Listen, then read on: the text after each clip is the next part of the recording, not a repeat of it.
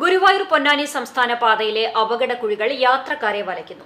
AE office, പുന്നൂക്കാവ്, ആൽത്തറ, നാലാംകല്ല് എന്നിവിടങ്ങളിലാണ് വലിയ കുഴികൾ രൂപപ്പെട്ടിട്ടുള്ളത്. മഴയ്ക്ക് മുൻപ് പൊതുമരാമത്ത് വകുപ്പ് അറ്റകുറ്റപ്പണി നടത്തിയെങ്കിലും ചെറിയ കുഴികൾ മാത്രമാണ് അടച്ചതെന്നാണ് ആക്ഷേപം.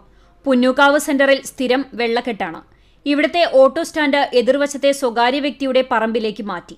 വാഹനങ്ങൾ പോകുമ്പോൾ വെള്ളം ശരീരത്തിലേക്ക് തെറിക്കുന്നതിനാൽ യാത്രക്കാർക്ക് ബസ് സ്റ്റോപ്പിൽ നിൽക്കാൻ കഴിയില്ല. മഴ കനത്താൽ ബസ് സ്റ്റോപ്പിലും വെള്ളം കയറും. AE ഓഫീസ് മുതൽ പുന്നൂക്കാവ് ജലസംഭരണി വരെ റോഡിന് കിഴക്കുഭാഗത്ത് കാന പണിതിട്ടുണ്ടെങ്കിലും കാട് കയറിയ നിലയിലാണ്. പുന്നൂക്കാവ് സെന്ററിലെ പ്രധാന കലുങ്കിലെ ഒഴുക്കും കുറവാണ്.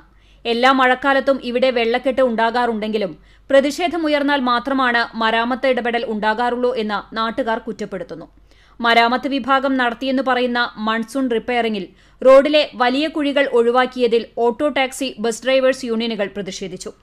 കണ്ണിൽ പൊടിയിടാനുള്ള പണി മാത്രമാണ് നടത്തിയതെന്ന് ഇവർ ആരോപിച്ചു. മലപ്പുറം ജില്ലയിൽ ഉൾപ്പെടുന്ന വന്നേരി മുതലുള്ള പ്രദേശത്ത് സമാനമായ കുഴികളിൽ വീണ് അപകടം പതിവായപ്പോൾ പ്രതിഷേധവുമായി നാട്ടുകാർ രംഗത്തിറങ്ങി. റോഡിലെ കുഴിയടയ്ക്കാൻ സ്വകാര്യ ബസ് ജീവനക്കാർ ഒരു ദിവസത്തെ പണിമുടക്ക് പ്രഖ്യാപിച്ചപ്പോൾ അധികൃതർ കുഴികൾ താൽക്കാലികമായി മണ്ണിട്ട് മൂടി. CCTV news, Punnerkulam.